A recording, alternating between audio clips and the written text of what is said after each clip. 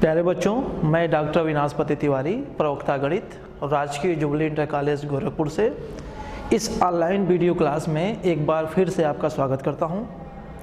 आज हम लोग कक्षा 12 विषय गणित अध्याय 5 सांतत्य एवं अवकलनीयता के तीसरे भाग का अध्ययन करने जा रहे हैं।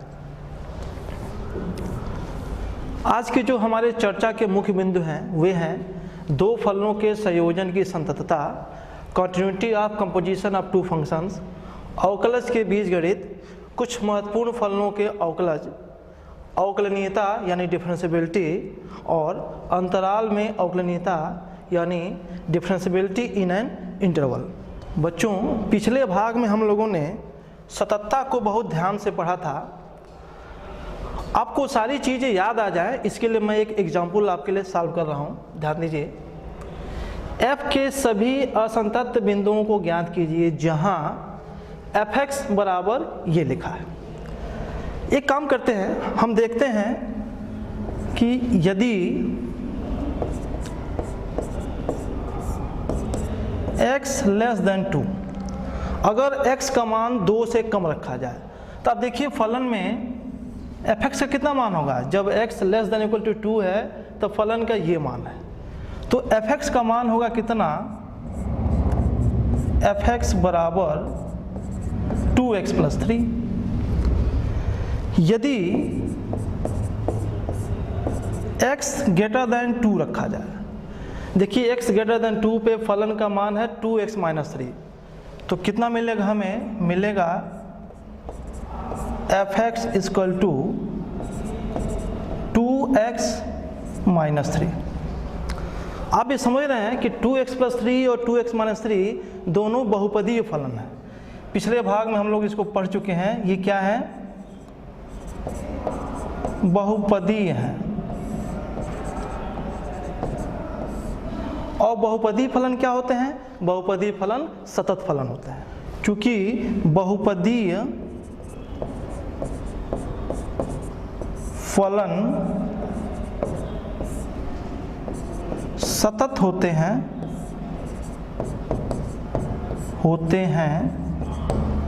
दिस इम्प्लाई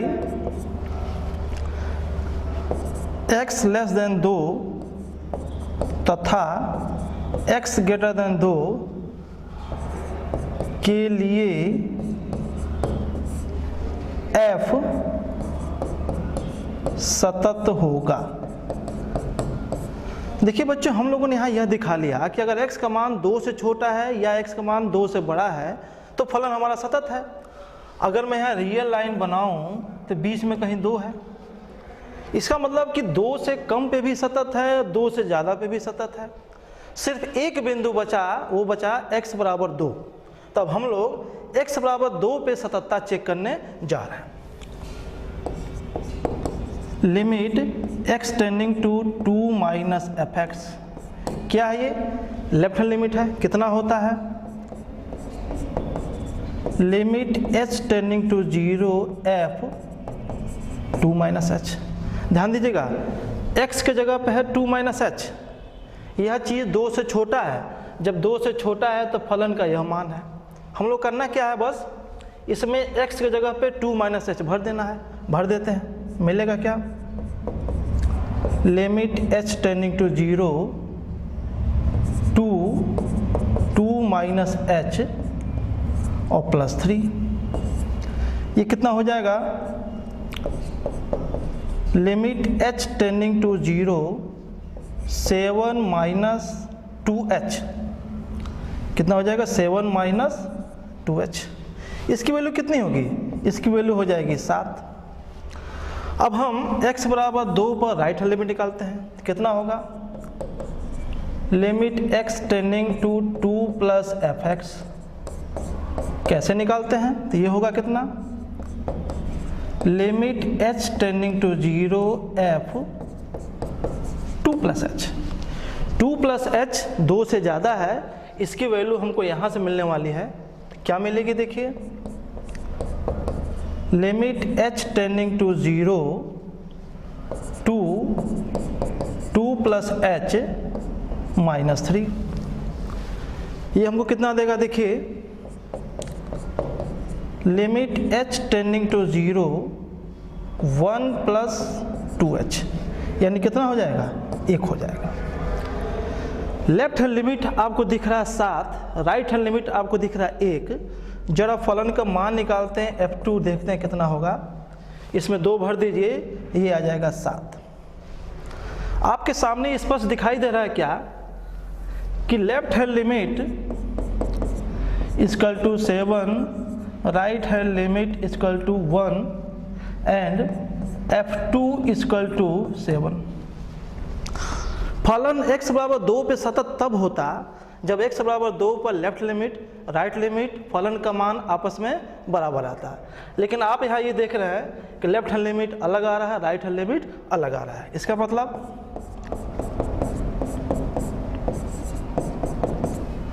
और इसका मतलब ये हुआ कि x बराबर 2 पे फलन सतत नहीं है। एक्चुअली x बराबर 2 पे फलन की सीमा ही नहीं आ रही है, और जब फलन की सीमा ही नहीं आ रही है तो सततता की बात हम लोग कर ही नहीं सकते। बच्चों अब एक प्रमेय देखते हैं। यदि f तथा g वास्तविक मानी फलन है तब f और g का संयोजन कंपोजिशन FOG किसी बिंदु C पे संतत होगा यदि बिंदु C पर g तथा GC पर f संतत हो। बच्चों आप लोगों ने अध्याय 1 में 2 फलनों का संयोजन बहुत बढ़िया ढंग से पढ़ लिया होगा। जरा उसको याद करिए। एक सेट है P, दूसरा सेट है Q और तीसरा सेट है R। सेट P से Q पर एक फलन हुआ करता था G, Q से R पे एक फलन होता था F। तो P से R का जो फलन था उसे आप लोग डिनोट करते थे किससे? FOG से, और इसे कहते थे G और F का संयोजन फलन। अब यहाँ ये कहा जा रहा है कि बिंदु C पर G सतत है। एक्चुअली C G के प्रांत का एक बिंदु है। अब C का प्रतिबिंब कितना होगा? C का प्रतिबिंब होगा GC। तो आपसे कहा जा रहा है कि फलन F बिंदु GC पर सतत है। एक्चुअली यहाँ GC क्या है? GC फलन F के प्रांत का एक बिंदु है। तो प्रमेय कह रहा है क्या कि यदि बिंदु C पर G तथा GC पर F सतत हो तो FOG बिंदु C पर सतत होगा। इसका मतलब हुआ जो फलन FOG है वो बिंदु C पर क्या होगा? सतत होगा। अगर इसको व्यवहारिकता में एक लाइन में बोलें तो हम ये बोलेंगे कि अगर 2 सतत फलन दिए हैं तो उनका संयोजन भी क्या होगा? वो भी एक सतत फलन होगा। एक उदाहरण लेते हैं, fx बराबर साइन एक्स स्क्वायर। ध्यान देंगे fx माने साइन एक्स को और gx माने एक्स स्क्वायर को। तो आपको हम लोग पीछे पढ़ चुके हैं कि साइन एक्स और एक्स स्क्वायर दोनों ही सतत फलन है। जब दोनों सतत फलन है तो इनका संयोजन कितना होगा? इनका संयोजन होगा साइन एक्स स्क्वायर, और साइन एक्स स्क्वायर भी क्या है? इसलिए सतत है। अब हम थोड़ा सा कक्षा 11 की बात फिर करने जा रहे हैं। माना f एक वास्तविक फलन है तथा c उसके प्रांत का एक बिंदु है, तो बिंदु c पर अवकलज यानी डेरिवेटिव निम्न प्रकार से परिभाषित किया जाता है। ये चीज़ बच्चों आप लोगों ने फर्स्ट ईयर में पढ़ा कि सीमा अस्तित्व में हो। अगर सीमा ही अस्तित्व में नहीं होगी तो ये परिभाषा सही नहीं मानी जाएगी। यानी अवकलज तभी परिभाषित होगा कब? जब ये सीमा अस्तित्व में हो। आपने इसको बहुत बढ़िया ढंग से पढ़ा है, ऐसा मुझे विश्वास है। उसके बाद आप लोगों ने एक महत्वपूर्ण चीज़ और पढ़ा फर्स्ट ईयर से, प्रथम सिद्धांत से अवकलन। y बराबर fx एक फलन हो तो हम लोगों ने पढ़ा था क्या कि f डैश x बराबर limit h tending to 0 fx plus h minus fx बटे h, जबकि सीमा का अस्तित्व हो। बच्चों इसी चीज़ को आप लोगों ने प्रथम सिद्धांत से अवकलज के नाम से आपने पढ़ा होगा। अब इसमें एक चीज़ और जोड़ना है कि ये जो सिंबल f डैश x है इसको आप d बाई डी एक्स आप fx भी बोल सकते हैं, या f डैश x हम लोग लिखे ही हैं, या इसका एक सिंबल और चल सकता है क्या? dy बाई डी एक्स भी चल सकता है इसका सिंबल, या y डैश भी इसका सिंबल हम ले सकते हैं। ध्यान देंगे जो अभी जो अवकलज हमने दिखाया था, जो एफ डैश सी की बात हम लोगों ने किया था, वो अवकलज बिंदु सी पे था। ये अवकलज बिंदु सी पे नहीं है, ये अवकलज बिंदु एक्स पे है। अब प्रथम सिद्धांत के अवकलन का उपयोग करके आपने कुछ महत्वपूर्ण फलनों का अवकलन किया होगा और उसको सूत्र के रूप में याद किया होगा। इसकी आपको आगे बार बार जरूरत पड़ने वाली है।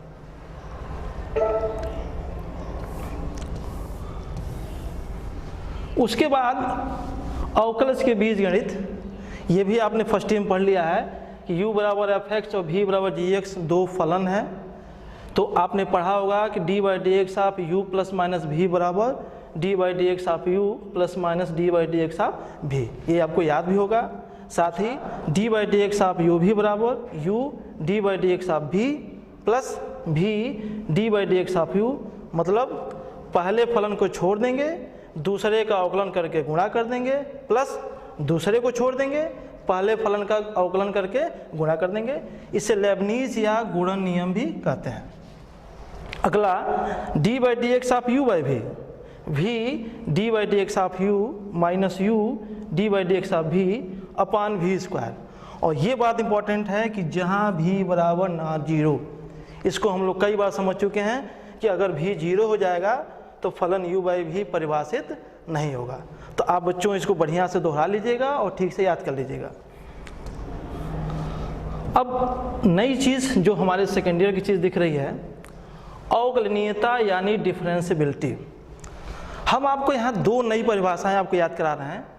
माना f एक वास्तविक फलन है तो किसी बिंदु C पर दाएं पक्ष का अवकलज यानी राइट हैंड डेरिवेटिव, ध्यान देंगे इसका सिंबल होता है आर एफ डैश सी।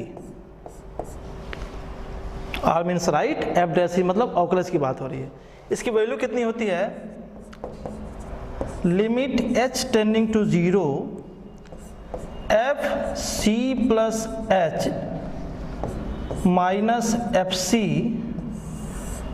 Upon H. इसको राइट इसलिए बोला गया है कि अगर मैं ये बिंदु C लिखूं तो आप इसमें C प्लस एच ले रहे हैं, यानी C से आप राइट साइड में जा रहे हैं, C प्लस एच आपको यहाँ मिलेगा, इसलिए इसका नाम है राइट हैंड डेरिवेटिव। उसी तरीके से लेफ्ट हैंड डेरिवेटिव क्या होता है, तथा C पर बाएं पक्ष का अवकलज यानी लेफ्ट हैंड डेरिवेटिव, ये क्या होता है? L F dash C. इसकी वैल्यू कितनी होती है? Limit h tending to 0 F C minus H minus F C और अपान माइनस एच। ध्यान देंगे अगर C है तो C कहाँ होगा? यहाँ है C माइनस एच कहाँ होगा? C माइनस एच थोड़ा सा पहले होगा, जो कि C के लेफ्ट में है, इसलिए इसका नाम क्या है? Left hand derivative. आपको ये दोनों चीज़ें आपको याद रखनी होगी। अब ध्यान देंगे जहाँ भी हमने अवकलज लिखा, चाहे फर्स्ट ईयर में चाहे सेकेंड ईयर में, वहाँ नीचे लिखा जहाँ सीमा का अस्तित्व हो। इसका मतलब यह है कि कहीं अगर सीमा का अस्तित्व न हो, इसका मतलब यह है कि वहाँ फलन अवकलनीय नहीं होगा। अब बिंदु C पर फलन अवकलनीय कहा जाता है यदि right hand derivative equal to left hand derivative. बहुत इंपॉर्टेंट बात, अगर कोई फलन दिया हो, कोई बिंदु दिया हो, कहा जाए बताइए इस बिंदु पे फलन अवकलनीय है कि नहीं। आपको करना क्या है? बिंदु C पर राइट हैंड डेरिवेटिव निकालना है, बिंदु C पर लेफ्ट हैंड डेरिवेटिव निकालना है, और ये देखना है कि दोनों बराबर आ रहे हैं कि नहीं आ रहे हैं। तो राइट हैंड डेरिवेटिव वही परिभाषा जो हम लोगों ने अभी लिखा था, ये लेफ्ट हैंड डेरिवेटिव है, ये दोनों आपस में बराबर आने चाहिए। अगर बराबर नहीं आए तो हम कहेंगे बिंदु C पे फलन अवकलनीय नहीं है। अगर बराबर आ गए तो हम बोलेंगे बिंदु C पे फलन अवकलनीय है। अच्छा, अब जो दोनों ये बराबर आ गए, दोनों परिमित आएंगे, तो जो ये उभयनिष्ठ मान है उसे कहते हैं C पर फलन का अवकलज, और इसे एफ डैश सी से प्रदर्शित करते हैं। एफ डैश सी कितना होता है? तो ये होता है कितना? Limit x tending to C f x minus F c upon x minus c. देखिए इसमें x की जगह पे आप c प्लस एच रखेंगे, उसी के हिसाब से आप लिमिट को बदलेंगे तो आपको ये राइट हैंड डेरिवेटिव दिख जाएगा आपको। जब आप x की जगह पे c माइनस एच भरेंगे और लिमिट को चेंज करेंगे तो यह चीज़ आपको लेफ्ट हैंड डेरिवेटिव या लेफ्ट लिमिट आपको दे देगा। तो जो ये दोनों का उभयनिष्ठ मान है उसी को हम लोग इस तरीके से रिप्रेजेंट करते हैं। ये आपको बच्चों याद भी रखना है। फिर हम फर्स्ट ईयर में आते हैं। फर्स्ट ईयर में बच्चों हम लोगों ने पढ़ा था कि एफ डैश सी वक्र y बराबर एफ एक्स के बिंदु x बराबर c पर स्पर्श रेखा की प्रवणता होती है। यानी एफ डैश सी या dy by D X at X बराबर c इक्वल टू m, जहाँ m क्या है, बिंदु c पर स्पर्श रेखा की प्रवणता है। आप लोगों ने इसको बहुत अच्छे से पढ़ा होगा। हम इसको थोड़ा सा और डिटेल में देखते हैं कैसे। ये एक वक्र है, ये वक्र है y बराबर एफ एक्स। अगर हम यहाँ स्पर्श रेखा खींचे, ये बिंदु को हम x बराबर c बोलें, तो स्पर्श रेखा x अक्ष के धन दिशा से थीटा कोण बना रही है। तो आपको रेखा की प्रवणता पढ़ाया गया होगा, आपने पढ़ा होगा कि यदि कोई रेखा x अक्ष के धन दिशा से एंटी क्लॉकवाइज डायरेक्शन में थीटा कोण बनाती हो तो टेन थीटा को हम लोग क्या कहते हैं, टेन थीटा को उस रेखा की प्रवणता कहते हैं। बिंदु C पर खींची गई ये स्पर्श रेखा x अक्ष के धन दिशा से थीटा कोण बना रही है। तो m कितना होगा, m हो जाएगा टेन थीटा। तो अब आपको यहाँ ये कहा जा रहा है कि जो आप m यानी टेन थीटा निकालेंगे बिंदु C पर, वो और कुछ नहीं, वो एफ डैश सी के बराबर होगा। ये बहुत ही इंपॉर्टेंट कंसेप्ट है बच्चों। ये कंपटीशन की परीक्षाओं में भी इसका भरपूर इस्तेमाल होता है। बोर्ड की परीक्षाओं में भी इस पर बहुत सारे क्वेश्चंस पूछे जाते हैं। इसको आप दोहरा लीजिए।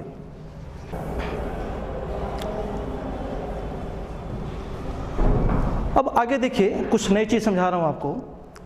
आपने देखा कि बिंदु C पे फलन अवकलनीय तब होगा जब राइट हैंड डेरिवेटिव और लेफ्ट हैंड डेरिवेटिव आपस में बराबर हों। अच्छा, राइट डेरिवेटिव लेफ्ट डेरिवेटिव आपस में बराबर हैं, ये बात आपने दिमाग में बैठा लिया। अभी हम लोगों ने पढ़ा कि डेरिवेटिव एफ डैश सी क्या होता है, एफ डैश सी ही स्पर्श रेखा की प्रवणता है। अगर फलन अवकलनीय नहीं है तो इसका मतलब हुआ क्या कि राइट डेरिवेटिव लेफ्ट डेरिवेटिव बराबर नहीं आएगा।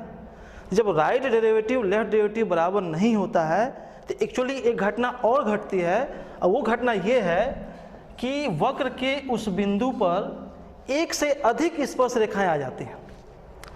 एक से अधिक स्पर्श रेखाएं आने का मतलब हुआ कि राइट डेरिवेटिव लेफ्ट डेरिवेटिव बराबर नहीं है।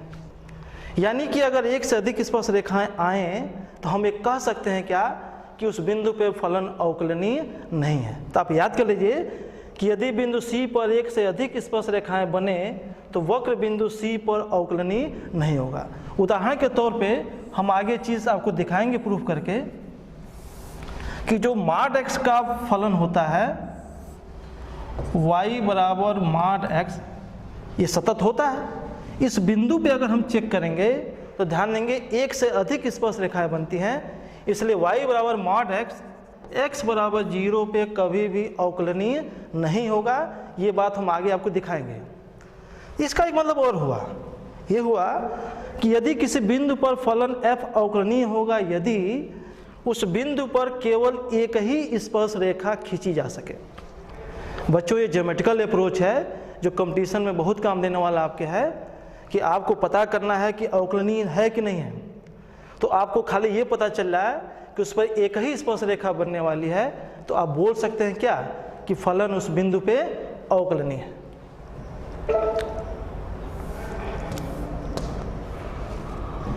अगली बात, अंतराल में अवकलनीयता। जैसे हम लोगों ने अंतराल में सततता पढ़ा था, वैसे हम लोग यहाँ पढ़ने जा रहे हैं अंतराल में अवकलनीयता। देखिए, एक वास्तविक फलन f बंद अंतराल AB में अवकलनीय कहा जाता है यदि f खुले अंतराल AB में अवकलनीय हो, अर्थात A और B के बीच के सभी बिंदुओं पे क्या हो, अवकलनीय हो। ये हूबहू वैसे ही दिख रहा है जैसे हम लोगों ने सतत्ता में पढ़ा था। ये बिंदु A है, ये बिंदु B है। A और B के बीच जितने बिंदु हैं उन सारे बिंदुओं पे अवकलनीय होना चाहिए। अगला, A पर दाएं पक्ष से यानी राइट साइड से अवकलनीय हो, अर्थात आर एफ डैश ए की वैल्यू परिमित होना चाहिए यानी कि अस्तित्व में होना चाहिए। अब आप पूछेंगे कि हाँ राइट हैंड डेरिवेटिव क्यों ले रहे हैं, लेफ्ट वाले को कहाँ छोड़ देना है। यह चीज़ सतत्ता में भी समझी गई थी, ध्यान देंगे। ए पर जब लेफ्ट हैंड डेरिवेटिव निकालेंगे तो एफ ए माइनस एच हो जाता है। अब याद करिए, limit H tending to 0 F A minus H minus F A upon minus H. Left hand derivative लेते समय a माइनस एच निकालना पड़ेगा, यानी a से लेफ्ट जाना पड़ेगा, यानी आपको अंतराल a b से बाहर जाना पड़ेगा। लेकिन फलन अंतराल a b में ही परिभाषित है, इसलिए हम उस अंतराल a b से बाहर नहीं जा सकते हैं। इसलिए यहाँ लेफ्ट हैंड डेरिवेटिव की बात नहीं की गई है, सिर्फ राइट हैंड डेरिवेटिव लिया गया है। उसी प्रकार से बिंदु B पर बाएं पक्ष से यानी लेफ्ट साइड से अवकलनीय हो, अर्थात लिमिट अर्थात एल एफ डैश बी बराबर इतना परिमित हो यानी कि अस्तित्व में हो। अब एक बहुत महत्वपूर्ण सवाल जो परीक्षाओं में पूछा गया बार बार, क्या यदि कोई फलन किसी बिंदु पर अवकलनीय है तो उस बिंदु पे सतत भी होगा। अगर किसी बिंदु पे अवकलनीय है तो सतत भी होगा, इसकी गारंटी दे रहा है ये प्रमेय। देखिए उपपत्ति देखते इसका है, माना फलन f किसी बिंदु C पर अवकलनीय है। तो अवकलनीय है तो अवकलनीयता की परिभाषा के हिसाब से हम लोगों ने यही f डैश ही रखा था। तो जब ये अवकलन है, इसकी वैल्यू f डैश C है और ये क्या है, परिमित है, इसको मैं 1 कर देता हूँ। अब मैं क्या करता हूँ, लेता हूँ fx माइनस fc, इस वैल्यू को मैं ज़रा कंसीडर कर रहा हूँ। कैसे, fx minus fc upon x minus c कर दे रहा हूँ और इसमें x माइनस c से मल्टीप्लाई कर दे रहा हूँ और इसकी सीमा मैं ले रहा हूँ क्या, limit x tending to c। तो इधर भी मुझे लेना होगा क्या, limit x tending to c। इसमें कोई बहुत बड़ी बात नहीं है, ये लिमिट 2 जगह बढ़ जाता है, आपने सुना होगा, फर्स्ट ईयर में पढ़ा होगा। कैसे, limit x tending to c fx minus fc upon x minus c, और ये कितना हो जाएगा, limit x tending to c x minus c। यह चीज़ क्या है, यह चीज़ है f डैश c। तो कितना हो जाएगा, ये हो जाएगा f डैश c, और ये कितना हो जाएगा, x minus c x tending to c, ये 0 हो जाएगा, तो ये हो जाएगा 0। ध्यान देंगे f डैश c परिमित है, इसकी वैल्यू 2, 4, 6, 10, 5, 5.1 इस टाइप से होगा, यानी परिमित होगा। तो जब इसमें 0 का गुणा करेंगे कितना आ जाएगा, ये आ जाएगा 0। तो हमको क्या मिला, हमको मिला therefore limit x tending to c fx minus fc बराबर 0। fc को राइट में कर दें तो मिलेगा हमें क्या, limit x tending to c fx बराबर fc। ध्यान से देखिए आपको क्या दिख रहा है, आपको दिख रहा है कि बिंदु C पर सीमा का मान बिंदु C पे फलन के मान के बराबर आ गया। इसका क्या मतलब हुआ, इसका मतलब हुआ क्या कि फलन x बराबर C पर क्या है, सतत है। देयरफॉर f x बराबर C पर सतत है। अब आपके मन में एक प्रश्न आएगा कि अवकलनीय है तो सतत हो गया, लेकिन क्या सतत है तो वो अवकलनीय होगा? हम इसको अगले क्वेश्चन में देखते हैं। सतत फलन अवकलनीय हो यह आवश्यक नहीं है। इसके लिए हम मॉड x फलन को लेते हैं। मॉड x फलन को हम लोग कई बार देख चुके हैं, बहुत ही महत्वपूर्ण फलन है ये। देखिए, ये y बराबर मॉड x का कर्व है।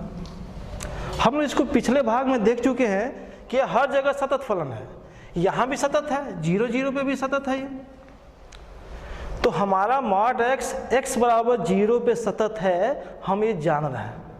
हम ये देखने जा रहे हैं कि क्या ये x बराबर 0 पर अवकलनीय है कि नहीं है। तो पहले हम ये लिखते हैं कि मॉड x बराबर 0 पर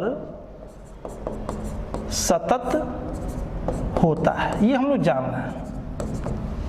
अब हम अवकलनीयता चेक करते हैं। तो हम लिखते हैं क्या, r f डैश 0 पर हम लोग राइट हैंड डेरिवेटिव चेक करने जा रहे हैं। परिभाषा आपको याद हो चुका है, limit h tending to 0 f 0 plus h minus f 0 और upon h। f 0 plus h mod h कितना होगा ये, limit h tending to 0 mod h minus 0 बटे h। ये कितना होगा, limit h tending to 0 h by h, यानी कितना हो जाएगा, 1 हो जाएगा। तो राइट हैंड डेरिवेटिव कितना आ गया, राइट हैंड डेरिवेटिव 1 आ गया। अब लेफ्ट हैंड डेरिवेटिव देखते हैं। L f डैश 0 बराबर limit h tending to 0 f 0 minus h minus f 0 upon minus h। देखिए कितना होगा, लिमिट h टेंडिंग टू 0, ये हो जाएगा mod minus h minus 0 upon minus h। तो कितना होगा, limit h tending to 0 h upon minus h। कितना हो जाएगा इसकी वैल्यू, इसकी वैल्यू हो जाएगी -1। हम लोगों ने देखा क्या कि राइट हैंड डेरिवेटिव 1 आ रहा है, लेफ्ट हैंड डेरिवेटिव -1 आ रहा है। तो क्या फलन अवकलनीय हुआ? फलन अवकलनीय नहीं हुआ, क्योंकि अवकलनीय होने के लिए राइट और लेफ्ट डेरिवेटिव दोनों बराबर आने चाहिए। तो हमने यहाँ ये देख लिया क्या, इसलिए f(x) बराबर मॉड x बराबर 0 पर अवकलनीय नहीं है, लेकिन सतत था। तो ये हमारी बात सिद्ध हो गई कि फलन अगर सतत है तो वो अवकलनीय होगा, यह जरूरी नहीं है। हम आपको गृह कार्य दे रहे हैं, इसको बड़े ध्यान से आप सॉल्व कर लीजिएगा। हमने जो पढ़ाया उसको पढ़ने के बाद, समझने के बाद, ऐसा मुझे पूर्ण विश्वास है कि आप इन प्रश्नों को सॉल्व कर ले जाएंगे। इसके बाद बहुत जल्द हम लोग अपने सातत्य एवं अवकलनीयता के चौथे भाग के साथ प्रस्तुत होंगे। Okay, thank you.